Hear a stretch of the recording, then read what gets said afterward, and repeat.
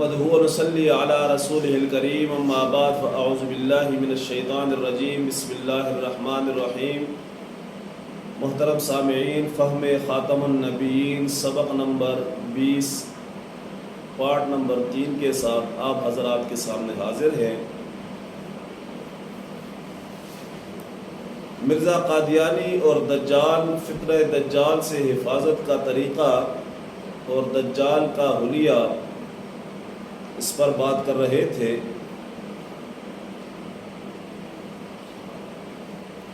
حدیث نمبر 7 میں حضرت فاطمہ بن قیس سے روایت ہے کہ میں نے پکارنے والے کی آواز سنی اور وہ پکارنے والا رسول اللہ صلی اللہ علیہ وسلم کا منادی تھا۔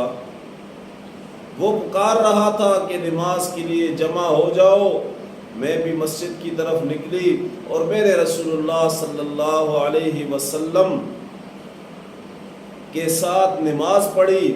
میں اس صف میں تھی جس میں عورتیں لوگوں کے پیچھے تھیں۔ جب آپ صلی اللہ علیہ وسلم نے نماز پڑھ لی تو منبر پر بیٹھے اور آپ صلی اللہ علیہ وسلم ہنس رہے تھے۔ آپ صلی اللہ علیہ وسلم نے فرمایا کہ ہر ایک آدمی اپنی نماز کی جگہ پر رہے۔ پھر فرمایا کہ تم جانتے ہو کہ میں نے تمہیں کیوں اکٹھا کیا ہے؟ صحابہ رضی اللہ تعالیٰ عنہم اجمعین بولے کہ اللہ اور اس کا رسول صلی اللہ علیہ وسلم خوب جانتے ہیں۔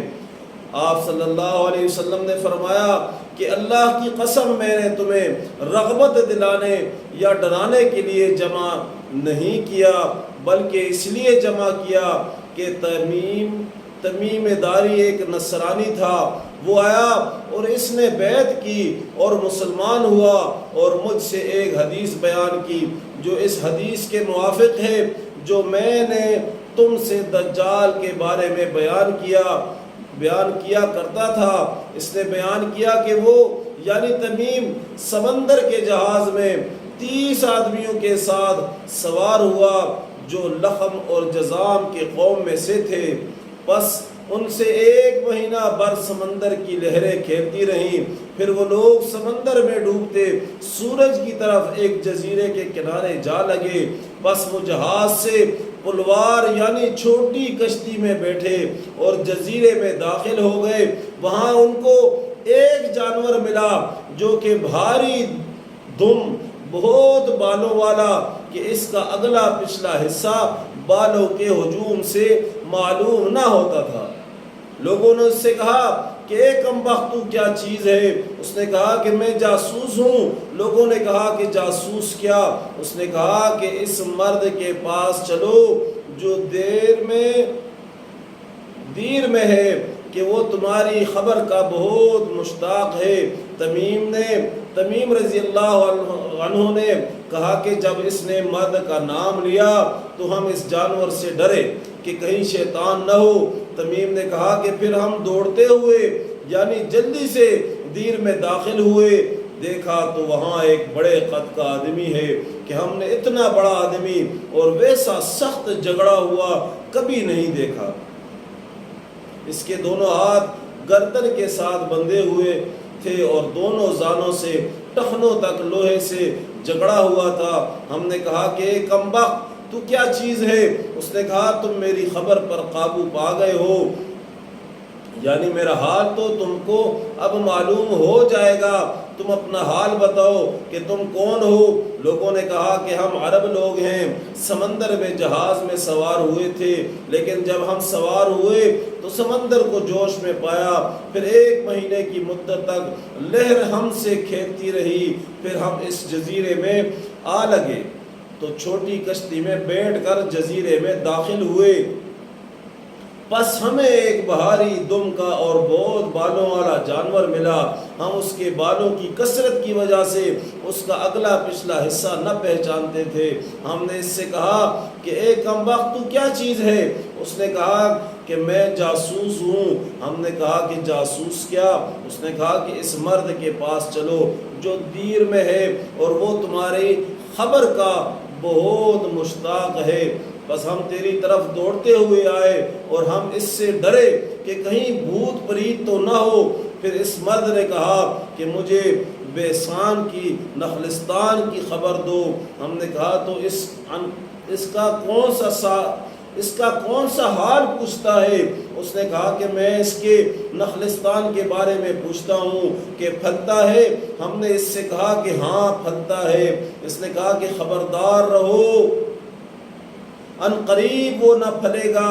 اس نے کہا کہ مجھے تبرستان کے دریا کے بارے میں بتلاؤ۔ ہم نے کہا کہ تو اس دریا کا کون سا حال پوچھتا ہے؟ وہ بولا کہ اس میں پانی ہے۔ لوگوں نے کہا کہ اس میں بہت پانی ہے۔ اس نے کہا کہ البتہ اس کا پانی ان قریب ختم ہو جائے گا۔ پھر اس نے کہا کہ مجھے زغر کے چشمے کے بارے میں خبر دو۔ لوگوں نے کہا کہ اس کا کیا حال پوچھتے ہو؟ اس نے کہا کہ اس چشمہ میں پانی ہے اور وہاں کے لوگ اس پانی سے کھیتی کرتے ہیں۔ ہم نے اس سے کہا کہ ہاں اس میں بہت پانی ہے اور وہاں کے لوگ اس کے پانی سے کھیتی کرتے ہیں۔ اس نے کہا کہ مجھے امیین کے پیغمبر کے بارے میں خبر دو کہ وہ کیا کر رہے ہیں۔ لوگوں نے کہا کہ وہ مکہ سے نکلے ہیں اور مدینہ میں گئے ہیں۔ اس نے کہا کہ کیا عرب کے لوگ ان سے لڑے؟ ہم نے کہا ہاں۔ اس نے کہا کہ انہوں نے عربوں کے ساتھ کیا کیا؟ ہم نے کہا کہ وہ اپنے گرد و پیش کے عربوں پر غالب ہوئے اور انہوں نے ان کی اطاعت کی۔ اس نے کہا کہ یہ بات ہو چکی؟ ہم نے کہا کہ ہاں۔ اس نے کہا کہ خبردار رہو، یہ بات ان کے حق میں بہتر ہے کہ پیغمبر کی تابعدار ہو، اور البتہ میں تم سے اپنا حال کہتا ہوں کہ میں مسیح دجال ہوں، اور البتہ وہ زمانہ قریب ہے کہ جب مجھے نکلنے کی اجازت ہوگی بس میں نکلوں گا اور سیر کروں گا اور کسی بستی کو نہ چھوڑوں گا جہاں 40 رات کے اندر نہ جاؤں سوائے مکہ اور طیبہ کے، کہ وہاں جانا مجھ پر حرام ہے، یعنی منع ہے۔ جب میں ان دونوں بستیوں میں سے کسی کے اندر جانا چاہوں گا تو میرے آگے ایک فرشتہ بڑھ آئے گا اور اس کے ہاتھ میں ننگی تلوار ہوگی، وہ مجھے وہاں جانے سے روک دے گا، اور البتہ اس کے ہر ایک ناکہ پر فرشتے ہوں گے جو اس کی چوکیداری کریں گے۔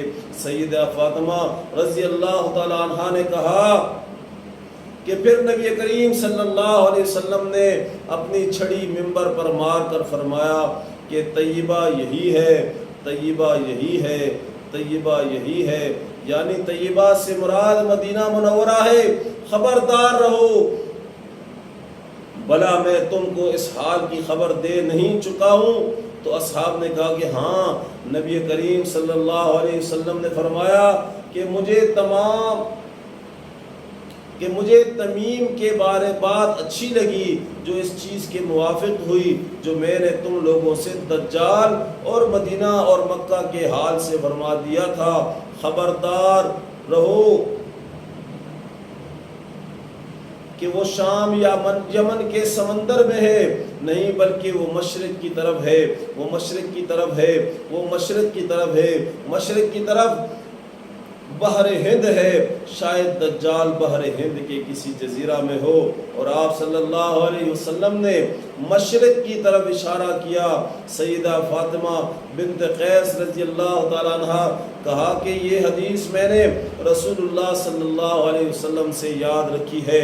مسلم حدیث نمبر 7386۔ وما علینا الا البلاغ۔ محترم سامعین، اسی سبق کے بقیہ حصے کے ساتھ انشاءاللہ پھر حاضر ہوں گے، تب تک کے لیے اللہ حافظ۔